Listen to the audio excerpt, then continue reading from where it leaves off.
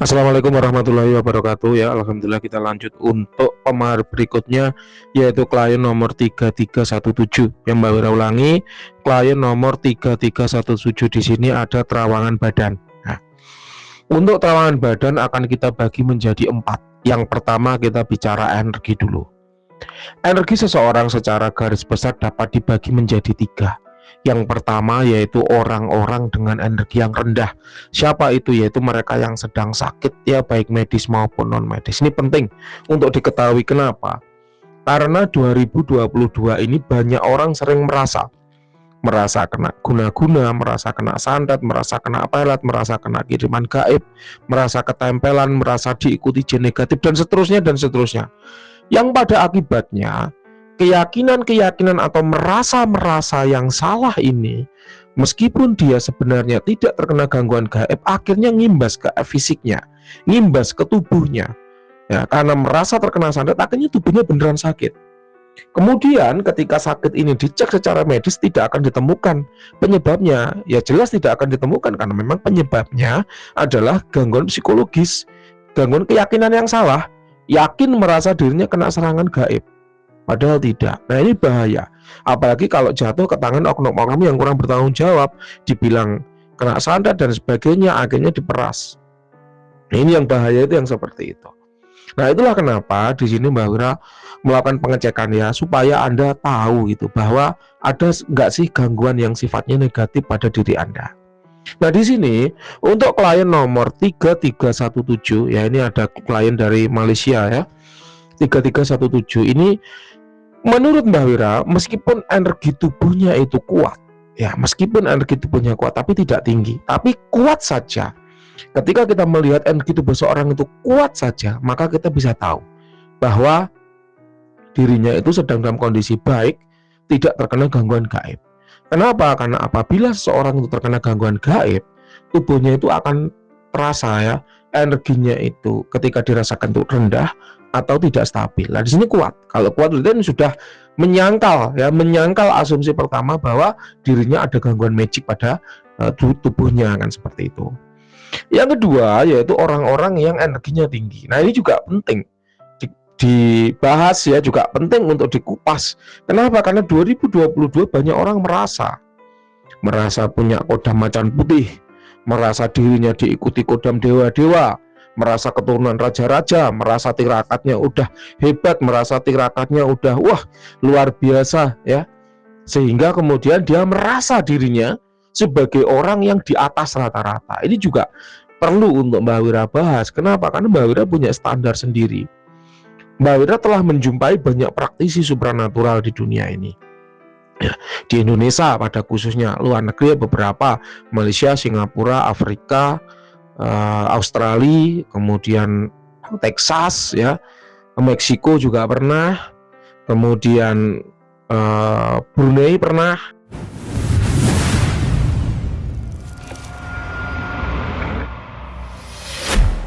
Ya, jadi Mbak Wira cukup bisa merasakan bagaimana energi dari seorang praktisi supranatural.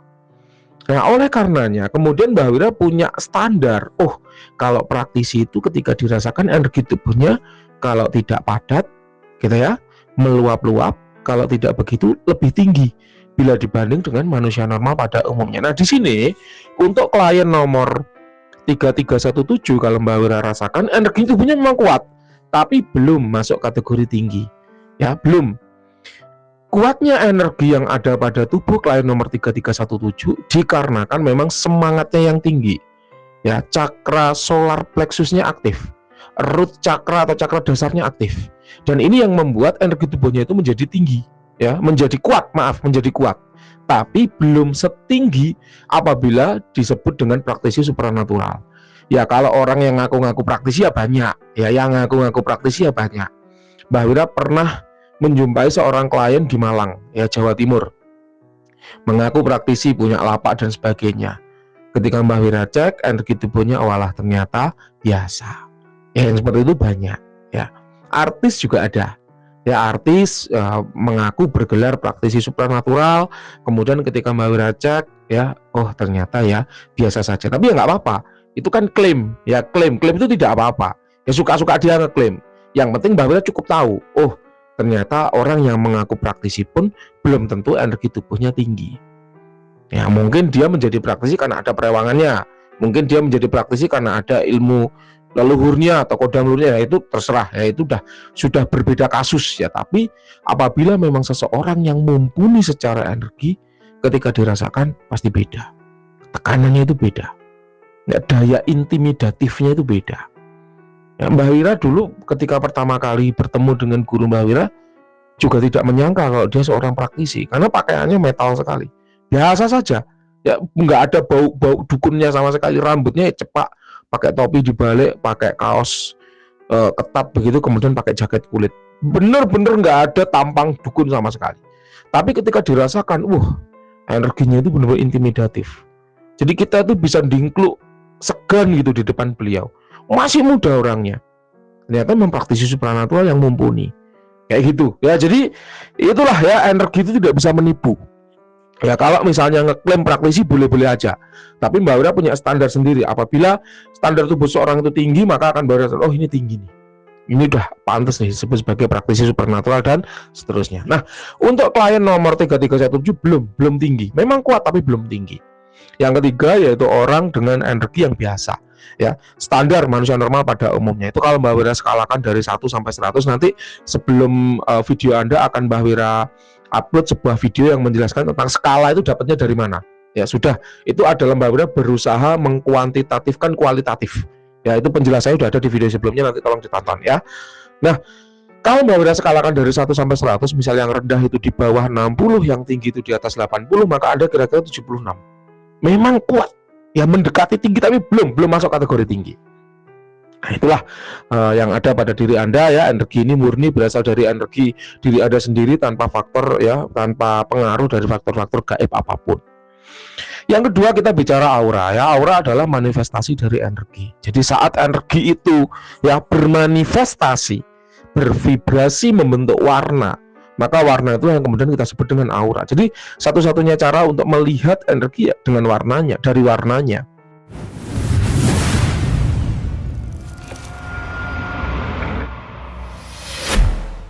Kecuali kita punya alat ukur energi manusia, nah itu baru lain cerita. Tapi selama alat ukur itu belum ditemukan, maka alat untuk mengukur energi seorang itu dari warnanya, dari manifestasi warnanya, atau yang biasa disebut dengan aura.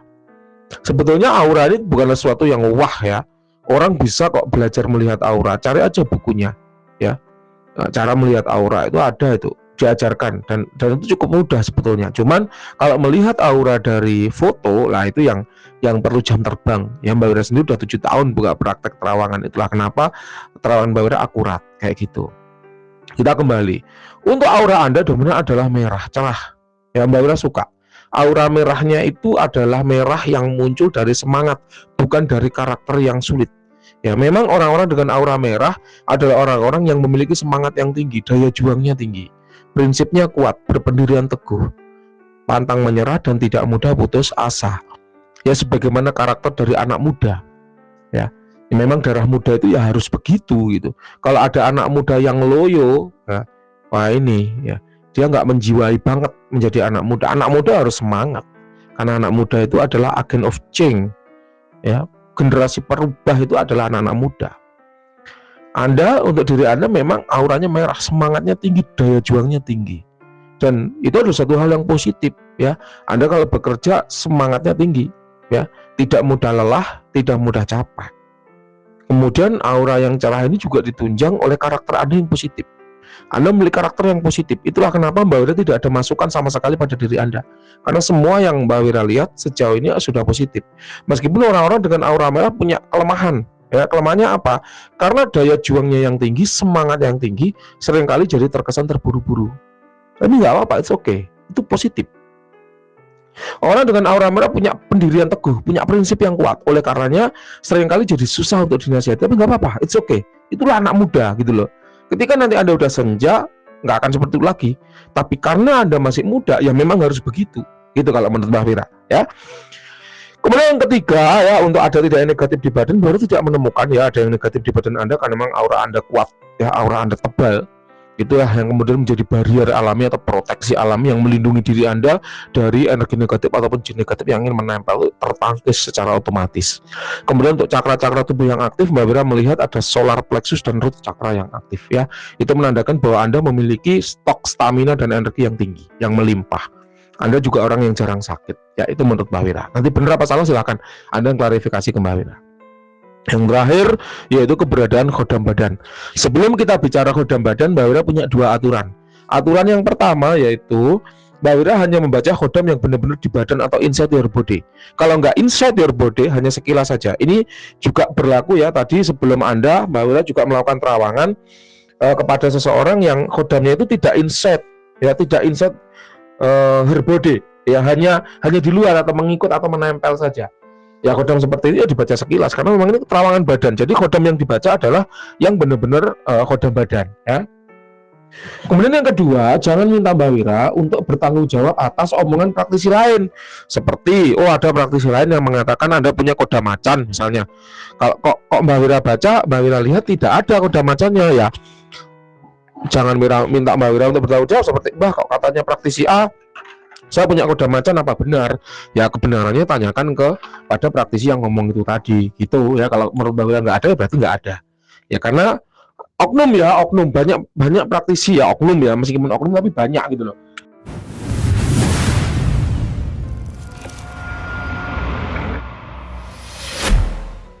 Banyak praktisi yang mengatakan sesuatu yang indah-indah gitu ya, agar kliennya senang.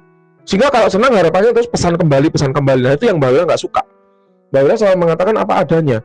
Masalah klien atau pendengar itu siap atau enggak menerima hasil terawangannya itu udah kembali ke urusan masing-masing, kembali ke pribadi masing-masing. Siap ya itu, enggak siap ya itu. Kan gitu aja. Yang penting Mbak Wira berusaha menjaga kejujuran daripada Mbak Wira ngomong yang indah-indah tapi ternyata bohong. Mending Mbak Wira ngomong apa adanya meskipun itu pahit. Kayak gitu. Itu kalau prinsip Mbak Wira seperti itulah kenapa Mbak Wira bertahan 7 tahun di jasa terawangan ya. Kita kembali untuk khodam badan ya, ada 4 macam ya. Yang pertama yaitu khodam leluhur. Khodam leluhur adalah khodam yang dulunya mengikuti leluhur Anda. Kemudian setelah leluhur tersebut meninggal, dia mengikuti anak cucunya yang memiliki energi dan aura yang mirip dengan si leluhur tadi. Untuk khodam leluhur, Mbak Wira melihat ada satu sosok kakek tua yang sifatnya masih akan ikut Anda. Jadi sekarang belum ikut secara penuh, masih kadang-kadang muncul, kadang-kadang hilang. Ya nanti mungkin setelah Anda siapnya kapan ya, Mbak Wira juga tidak tahu kapan Anda siapnya itu, gitu loh. Ketika Anda siap, ya Anda sudah melengkapi diri Anda dengan tirakat, dengan keilmuan, maka dia akan ikut secara penuh 24 jam mendampingi Anda. Tapi kalau kondisinya masih seperti sekarang, maka dia hanya sekedar muncul, kadang hilang. Sosoknya ada laki-laki tua memakai baju coklat ya, ini dari jalur leluhur, dari jalur ayah. Entah ini dulunya adalah khodam kakek buyut Anda, nenek buyut Anda, ataupun siapa yang dari jalur leluhur ayah Anda. Ya tapi ini sifatnya belum full ikut Anda, hanya sekedar muncul, kadang menghilang kayak gitu. Ya nggak apa-apa, ini positif, sifatnya positif, tidak ada masalah. Yang kedua yaitu khodam keilmuan. Ya khodam keilmuan adalah khodam yang mengikuti seseorang yang mengamalkan keilmuan tertentu. Nah, ini juga tidak ada di diri Anda. Kemudian yang ketiga yaitu khodam pengisian, yaitu khodam yang sengaja diisikan untuk tujuan tertentu, ini juga tidak ada. Yang terakhir yaitu khodam yang ikut kepada Anda karena suka atau cinta. Nah ini sudah banyak Mbak Wira bahas di konten sebelumnya yang berjudul Peri dan Genderuwo. Itu menjelaskan bagaimana khodam itu bisa suka atau cinta kepada manusia. Nanti silakan Anda dengarkan sebagai edukasi ya. Itu juga tidak ada. Untuk khodam yang suka atau cinta juga tidak ada.